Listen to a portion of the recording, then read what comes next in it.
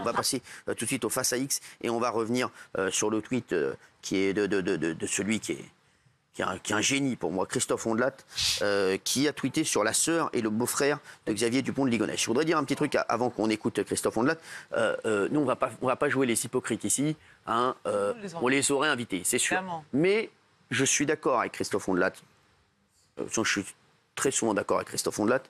Mais là encore, même si on les avait invités, c'est vrai que nous, on fait énormément aussi de faits divers dans l'émission. Et c'est vrai qu'il y a des plateaux qui les ont invités.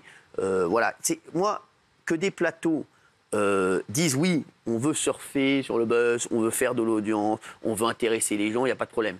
Mais quand c'est fait de manière un petit peu insidieuse comme ça, et sous le sceau d'une grande enquête journalistique, voilà, j'aime pas la malhonnêteté intellectuelle et je trouve que c'est ce qui s'est passé sur les... Et tu as raison d'être honnête de le dire que tu les aurais fait peut-être. Moi je l'aurais fait. Mais toi tu te serais fait massacrer. Oui, moi je l'aurais fait. Alors que là, nous on l'aurait fait. Nous on l'aurait fait sur CNews ou sur C8. Mais ça de mise en demeure. Exactement, ça de mise en demeure, on connaît. C'est toujours, on connaît un petit peu le principe. Christophe Ondelat, merci d'être là Christophe. Je suis très heureux de vous voir. Je suis toujours content de vous voir. C'est quand même bien que vous disiez dès le début que vous l'auriez fait. Ah bah oui. Parce que c'est ce qui va sortir sur les réseaux sociaux. Quoi, il va chez Hanouna qui aurait été le premier à le faire. Ah oui. Mais je les aurais reçus tout de suite. Ouais. Vous le savez, hein, Christophe. Christophe, on se connaît bien. Et voilà, tu sais que. Mais bien sûr que je l'aurais fait. Et moi, j'ai aimé ton tweet. Moi, même les gens qui ne sont pas d'accord avec moi, parfois, vous savez qu'on dit souvent ici qu'on reçoit tout le monde. Ben voilà, vous voyez Christophe Ondelat. Là, sur ce coup-là, je suis pas d'accord avec lui. Mais je suis très heureux d'écouter Christophe Ondelat. Et quand j'ai vu son tweet, je me suis dit peut-être que Christophe a raison. Et voilà, il m'a peut-être fait changer d'avis. Donc, à un moment, vous voyez, ça fait du bien de donner la parole aussi à des gens avec qui vous n'êtes pas d'accord au début et peut-être qu'après, ils peuvent vous convaincre. Alors, vous avez dit, normalement, il saute aux yeux de n'importe quel journaliste qu'il ne faut pas inviter ces deux illuminés. Eh bien non, manifestement, ils enquillent les interviews misère. Oui. J'insiste sur le mot journaliste parce que c'est peut-être là qu'est la clé. C'est ça. Il y a plusieurs sortes de programmes. Un programme de talk-show et de divertissement comme le vôtre n'a rien à voir avec la mission de BFM TV. Exactement, on est complètement d'accord. Donc, voilà, il faut...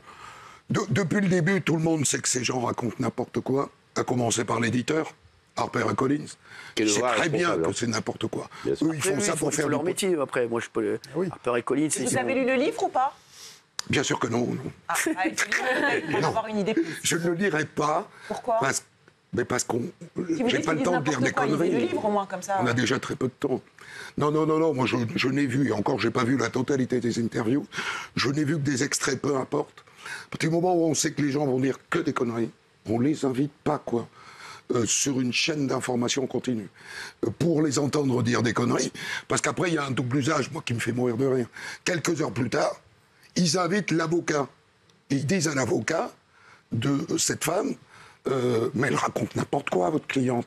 Et l'avocat, il dit, ouais, enfin, c'est pas clair, c'est pas net, etc. Alors, on l'a reçu. C'est-à-dire, tout est bon dans le cochon, une info, sont démentis, égale 2 enfants, on continue. Non, soyons un peu calmes sur ces sujets-là. Tout ce qui est criminel, ça a l'air spectaculaire. Et en vérité, c'est très sérieux. C'est une matière qui est aussi sérieuse que la politique étrangère, que la politique. C'est une matière qui demande beaucoup de rigueur. On ne peut pas aborder la question criminelle avec pas de principe, quoi. Il faut des principes. Vous croyez, leur théorie, pour vous, c'est complètement ubuesque? Si vous voulez, on va la faire rapide. D'abord, des gens qui connaissent le système, comme moi un peu, mais plus encore comme des policiers, des gendarmes, etc., hallucinent. Une enquête comme celle-là, l'identification de l'ADN des 5 cadavres retrouvés sous la terrasse, ça implique des dizaines et des dizaines de gens. On ne peut pas imaginer que ces dizaines de gens aient été manipulés par la CIA pour permuter des cadavres, pour valider des ADN qui n'étaient pas les bons. Vous voyez, c'est pas un truc qui se fait dans un coin. On les ramasse pas comme ça et puis on va les brûler. Il y a eu plein de gens au milieu qui ont fait des prélèvements, qui ont fait des analyses. C'est des labos qu'on ne peut pas soupçonner une seule seconde d'être dans les mains de la CIA. Et puis le gouvernement français n'aurait pas laissé faire ça à la CIA. Enfin bref, rien de tout ça ne tient debout. Oui, Gilles. Ouais, mais moi, je suis complètement en désaccord avec vous. Christophe, je n'en attendais pas moi. Non, Christophe, c'est très bon signe. Oui. C'est que vous êtes dans le vrai. Oui. Très bon signe. Non, mais d'autant plus que la matière des faits divers, vous la connaissez bien mieux que moi, vous la connaissez mieux que tout le monde. Oui. Et là, ce n'est pas jugé. Ce n'est pas jugé. On ne sait rien. Donc, vous savez que c'est un des plus grands faits divers français. C'est mystérieux. Ça suscite à la fois des fantasmes, beaucoup de théories que vous pouvez juger complètement délirantes. Mais cette famille-là a envie de savoir. Elle crée un livre structuré avec des arguments. Alors, l'identification des corps, c'est ce qui pose problème. Même leur avocat se désolidarise. D'accord. C'est le cœur du problème. Non, mais sur le reste, je trouve que vous balayez ça comme si c'était la version officielle seule qui avait le droit d'exister. Non. Or, rien n'est établi dans cette affaire. Je ne sais pas ce qui est devenu Dupont de Ligonnès. Je n'ai pas d'opinion sur le sujet et j'attends une vérité judiciaire là-dessus. OK ? Sur ça, on sera d'accord. Mais tout le reste, on est sûr. C'est-à-dire qu'il n'est pas possible, dans un dispositif d'identification de cadavres en France, que la CIA s'immisce là-dedans, permute des cadavres qu'elle sera allée donc chercher, de même taille, de même sexe, ressemblant, pas plus gros, pas plus maigre, etc. Alors, en Espagne, dit-on, ou dit-elle, pour les substituer avec des analyses ADN qui sont confirmées par on va revoir l'extrait. Tout ça, c'est... Et le pire de tout ça, c'est que ça nourrit encore le complotisme. Oui. On ne nous dit pas tout, mais si, on vous dit tout. Il a tué ses 4 enfants et sa femme. Et après, on ne sait pas ce qu'il est devenu. C'est ça l'affaire, Dupont de Ligonnès. Alors, on va regarder l'extrait, comme ça, vous allez pouvoir réagir. T'as raison, Christophe. Vous pensez, que votre frère n'a tué personne, qu'il est toujours vivant, et d'ailleurs qu'ils sont tous vivants. C'est ça ? Tout à fait. C'est ce que nous pensons. En fait, ce n'est pas nouveau. Nous l'avons affirmé assez rapidement. En revanche, ce qui est nouveau, c'est que nous avons réuni dans ce livre tous les éléments que nous avions, soit à titre personnel, en tant que famille, bien sûr, soit à partir du dossier, soit encore à partir du travail qu'ont fait différents journalistes. Alors, ce qui est... Enfin, je pense qu'elle joue beaucoup là-dessus. Elle a une tête de catéchiste. Hein, oui, voilà. Et donc, ça lui apporte dans le visage. Ouais, elle est crédible. Une certaine crédibilité. Limite sympathique. Avec son mari, ils sont plutôt sympas. Non, mais c'est vrai qu'ils ont. Ouais, moi aussi. Donc ils en jouent. Je trouve plutôt ça. Est-ce qu'ils font ça pour l'argent ? Je crois pas. Je crois qu'ils sont. Ils y croient. Oui, mais attendez, ils souffrent aussi, ces gens. Cette dame, elle souffre, c'est pas qu'une illuminée. Elle a vécu des choses quand même. Son frère est auteur d'un quintuple meurtre. Oui, bien sûr. Les traiter d'illuminés comme ça, je trouve ça un peu dur. Par contre, ce que je tiens à dire, c'est que je pense qu'en fait, le problème, c'est peut-être plutôt une question de format. C'est-à-dire qu'effectivement, il y a des émissions de divertissement où on sait qu'on est là pour ça.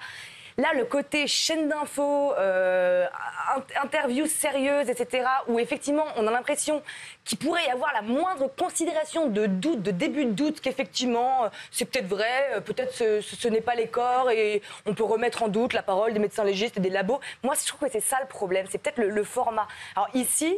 Bon, ici, vous recevez aussi des gens qui croient aux extraterrestres, voilà, il y a de tout. Je veux dire, BFM, ils ne les reçoivent pas, RTL, ils ne les reçoivent pas. Donc je pense que le problème, c'est le format. C'est RTL. Mais alors, je voudrais juste qu'on voit son mari Bertram qui a évoqué avec elle donc, la reconnaissance des corps qu'ils remettent en cause. Regardez. Dit que ce sont les corps d'Agnès et des enfants. En revanche, nous, dans la famille, strictement personne n'a pu approcher ces corps. Ça veut dire que personne, ni dans votre famille, ni dans celle d'Agnès, n'a pu reconnaître les corps. Aucune reconnaissance visuelle. Les visages étaient visiblement très abîmés. Les visages étaient très déformés. Ce n'est pas dû à la chaux vive, ce n'est partiellement dû à la décomposition, mais déformé dans le sens où les visages enfoncés, comme si quelqu'un avait voulu faire en sorte qu'ils soient vraiment méconnaissables. Mais Cyril, on ne leur montre pas les corps, parce qu'effectivement, c'est quelque chose que personne ne peut supporter. Il s'agit de corps qui sont restés sous le béton et dans la chaux vive, donc ils sont effectivement pas présentables. On ne les leur montre pas, et comme on ne les leur a pas montrés, le fantasme naît là. Le complotisme naît de tout ce genre de conneries, Et ça a obligé, on oublie aussi, mais qu'il y a une autre famille, qui est la famille des victimes d'Agnès qui a été assassinée, et qui ont été obligés de prendre la parole, parce qu'il y a cette souffrance-là aussi. Et eux, ils ont dit, on n'adhère évidemment pas à la thèse de notre ex-belle-sœur, donc voilà, il ne faut pas oublier ça. Après, quand il y a des faits divers comme ça aussi énormissimes, je veux dire, hier encore, on reparlait, nous, sur TPMP, de l'affaire Grégory, quand il y a eu Outreau et tout ça, c'est normal que la société, même les chaînes d'infos, s'emparent de faits divers inexpliqués. Bah, moi, je trouve. Et alors, comment vous expliquez? On pourra en débattre, c'est un autre débat. Il faudrait beaucoup plus de temps. C'est normal. Quand une affaire est en cours, le risque de raconter des conneries est supérieur. Alors déjà, moi, je vous invite quand même à lire le livre, parce que c'est dommage de traiter des gens d'illuminés quand on ne lit pas les livres. Et ensuite, comment vous expliquez que la PJ de Nantes semblerait être repréoccupée par le dossier suite aux déclarations de Maître Goldenstein? La PJ de Nantes semble repréoccupée de certaines choses qui ont été avancées par Maître Goldenstein du dossier. Vous pensez que c'est quoi? C'est faux? Mais bien sûr que c'est faux, enfin. Alors pourquoi rien n'est non résolu dans l'affaire du pont de Ligonnès, sauf... On ne sait pas où il est, voilà, c'est tout. C'est tout. Tout le reste est résolu. Ah oui. Il y a le dossier d'instruction, il est complet, verrouillé. Allez dire aujourd'hui qu'il y a des doutes dans cette affaire. Donc la PJ enquête sur un complot quand même. Elle est revenue aussi sur cette fameuse exfiltration et mise en scène que son frère aurait orchestrée. Regardez. Vous pensez qu'on a mis en scène en fait un drame familial? Oui, alors nous le pensons, nous avons quand même des raisons de le penser, c'est-à-dire que j'ai reçu une lettre de Xavier une bonne semaine avant son départ, que j'ai prise au sérieux parce que dedans il y avait des éléments qui m'éclairaient sur des interrogations que j'avais depuis longtemps sur non seulement sa propre vie, mais leur façon de vivre au plan familial. Encore plus long. Alors, Benaïm, s'il vous plaît. Oui, et Christophe, là, ça c'est encore, voilà... C'est une des théories, Gilles. C'est une lettre qu'elle a reçue. C'est pour ça que là, je suis encore pas... Bah oui, mais vous riez, mais cette lettre, elle existe. Il y a un mystère autour de lui, de sa vie d'avant. On ne sait pas ce qu'il a fait. Mais oui, mais vous haussez les yeux. Mais excusez-moi, le livre... Calme-toi. Hein. Le livre... Ramadan le rend fou. Mais non, mais... non, pas du tout. Non, mais je vous jure. Hein.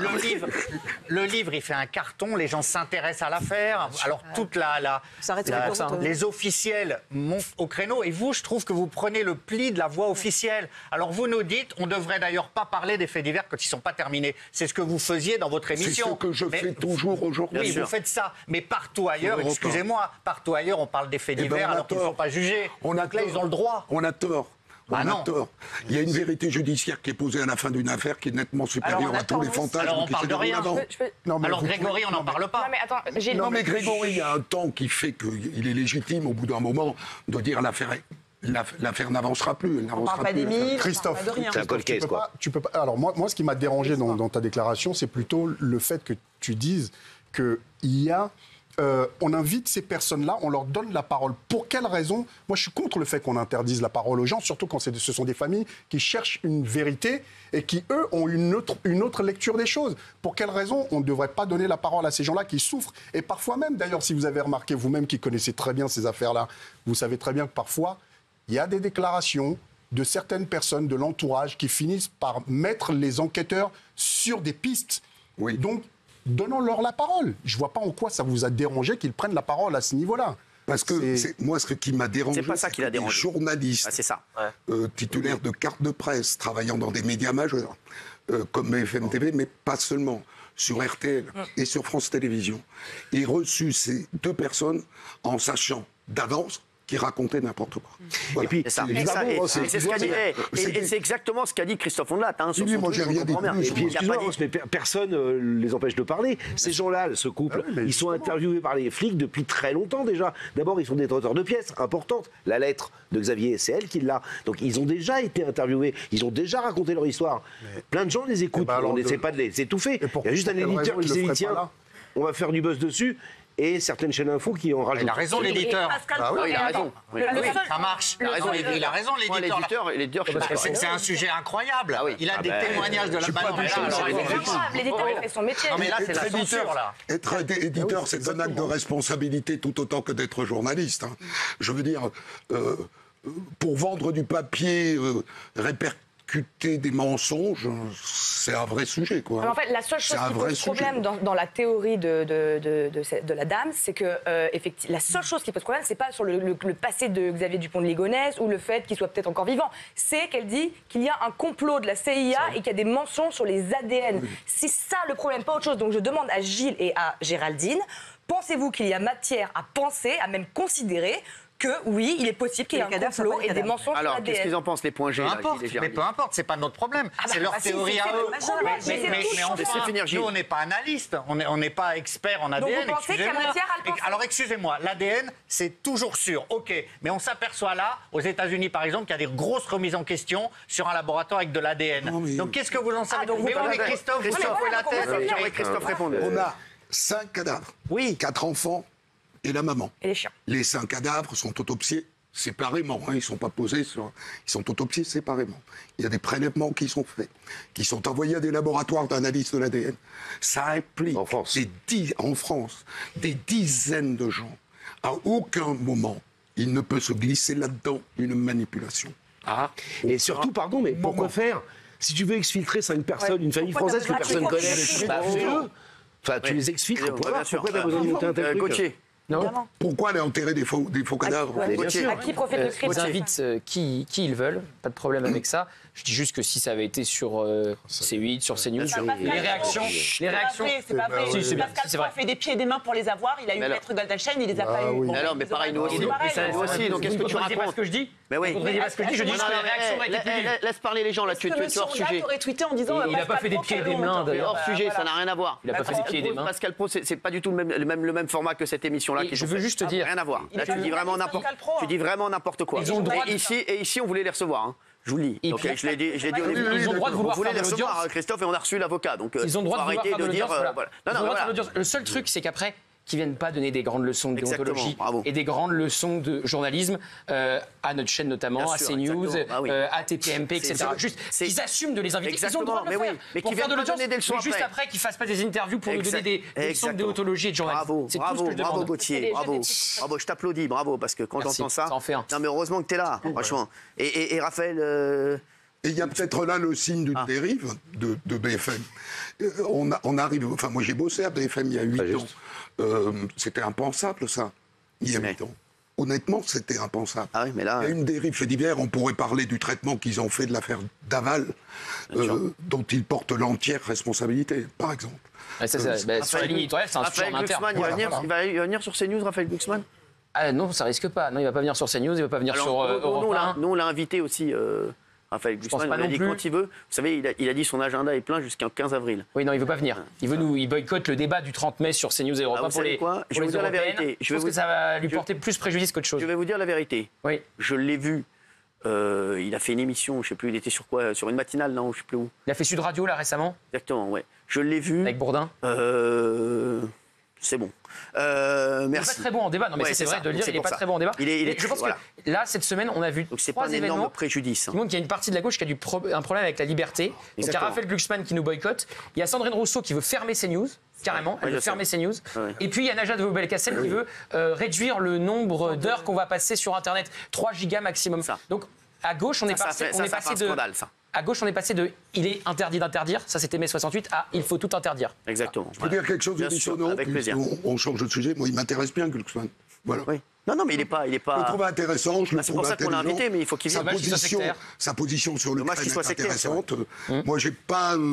Enfin, je trouve dommage qu'il ne veuille pas venir. Ouais, c'est dommage. C'est sur ma chaîne de notre groupe parce que c'est un mec intéressant. Ouais, c'est dommage. Et vous savez, la meilleure déclaration sur Glucksmann, elle est venue de la France Insoumise. Il y a un cadre de LFI qui a dit à l'opinion, nous on va aller sur CNews avec Manon Aubry parce que tout le monde n'a pas la chance d'avoir France Inter qui fait campagne à sa place. Bravo. Ah bravo, ouais, ça c'est fort. Vous que la France Insoumise n'avait jamais fait une aussi bonne déclaration. Ils sont forts tes potes.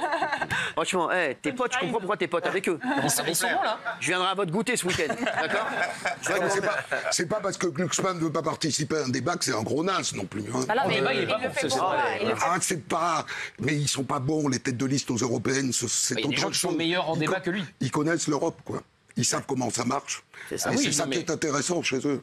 Donc c'est dommage qu'ils ne viennent pas le défendre. Glucksmann est un type intéressant. Il refuse un repli sectaire tout en prenant la pluralité sur les chaînes. Donc excusez-moi, mais comment CNews va être pluraliste s'il refuse d'aller sur la chaîne?